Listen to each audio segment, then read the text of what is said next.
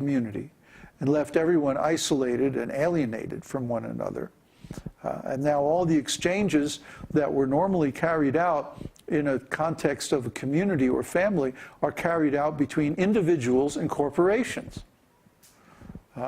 This is crazy anyway. I mean, 2012 or no 2012, this is nuts. And we have to change that. And it looks like, you know, it's going to have to change because the corporations are failing, the currencies are failing, the bonds are failing, the leveraged securities are failing, the insurance companies that insured them are failing. You know, the whole world, the whole financial system is completely bankrupt. And then they're auditing the gold reserves in Canada, and there seems to be several tons of it missing. Well, isn't that strange, huh? So there's this huge ripoff going on, where a few people are trying to concentrate all the wealth. I mean, it's something like 95% of the world's property is now owned by something like 200 people, and their corporate extensions. So this is another nutty thing. This is a crazy thing, and it's what happens just before the fall and breakup of a civilization. Because it's not a good thing to have so much wealth and power in the hands of just a few people. A strong culture is a decentralized culture, and the Vedic sages knew that well. So they set everything up so that the wealth was decentralized, the power was decentralized. Everybody had, or not everybody, but every family or every village was a complete, self-reliant, self-replicating unit. And we have to recreate that self-reliance, take back our power and our wealth from the corporations that have just vacuumed it up and put it in the hands of a very few people. We're going to have to do that anyway, 2012 or no 2012, if we want to have decent life. Srila Prabhupada told us like 40 years ago to create self-reliant, self-sufficient farm communities. Well, why haven't we done it? There are people who have had the resources, who had the money, the manpower. There are devotees who were in the position to be able to do that, and they didn't do it. So we're forced to stand up and say, okay, we're going to do it. You couldn't do it, or didn't do it, or wouldn't do it, or whatever it was, so we're going to do it. You know? At least we're going to create one somewhere. You know? So now our plan is to go to India. Yeah. And the reason we're going to India is because we're broke. No, we sat there that's why we went to Chile also, because we were broke. We were in Mexico, and we were looking at land and farms and the price of everything. We would have had to come up with $500,000 to get a reasonably big piece of property that would have supported even a community of 10 devotees. And by the time we developed it and got all the equipment and everything like that, we would have easily been in the $1 million price range. And that's just too much. It was too much. We tried trading stocks and this and that to get the money together, and it just wasn't happening. Krishna didn't want it. So we said, okay, we'll go someplace where land is cheaper. So we went to Chile. And here we are in Chile, and the land is beautiful. Of course, it rains 6 months out of the year, but other than that, it's very beautiful. There's enough water here, it's fertile, volcanic soil, all like that.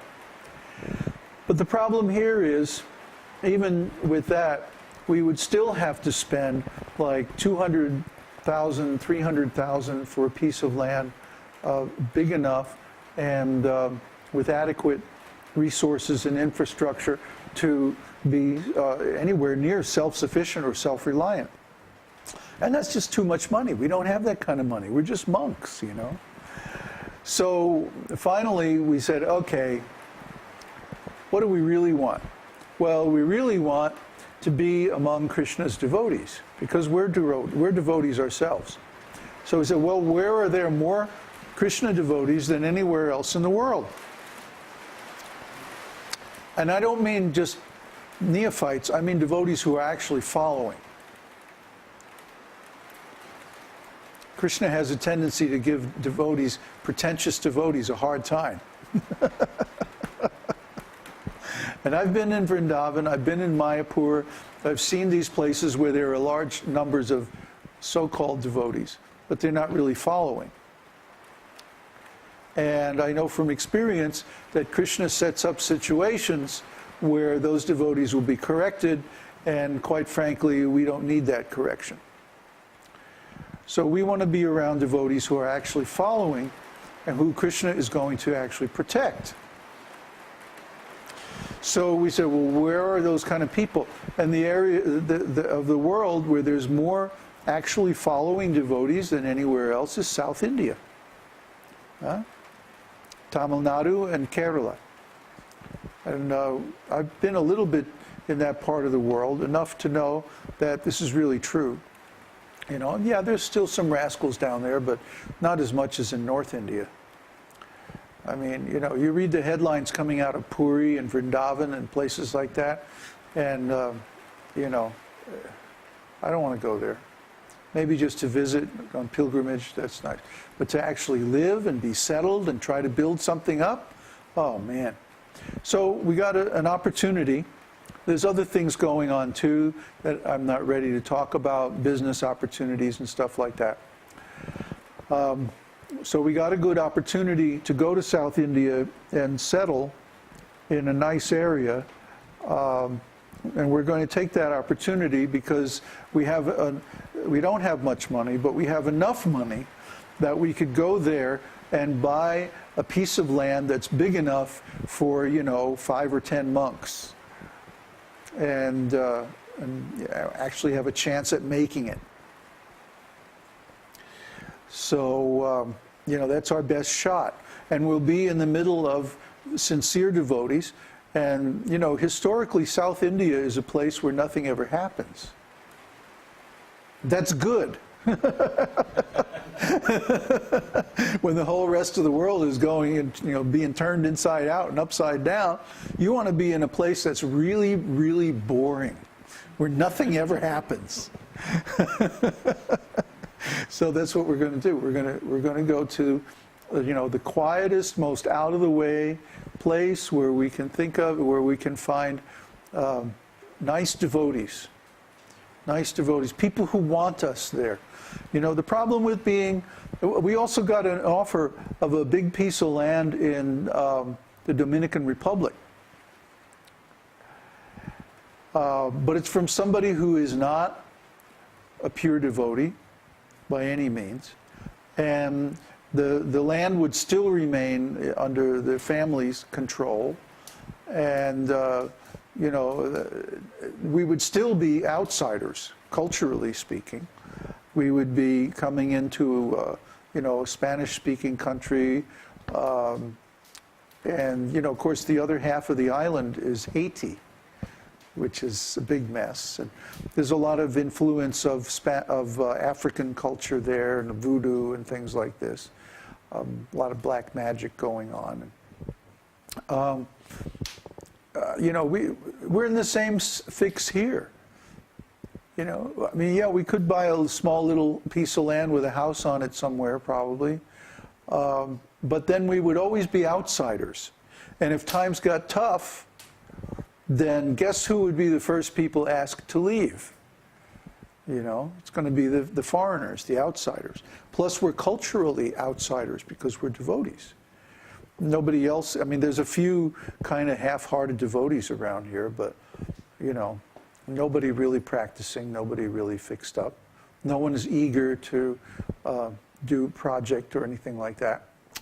So, you know, our best shot is to go to India, go to a region where Vaishnavism is the prevailing lifestyle and culture. And, you know, just have a small place and a little farm and like that. And then if you know, if some of the things that we're planning work out, then we could get a bigger place and develop a bigger community and stuff like that. But, you know, we'll cross that bridge when we come to it. Right now we're just planning to go there, get a little piece of land and do some subsistence farming. And of course we're going to continue our preaching online. So we'll have a cow and a grass hut and an internet cable.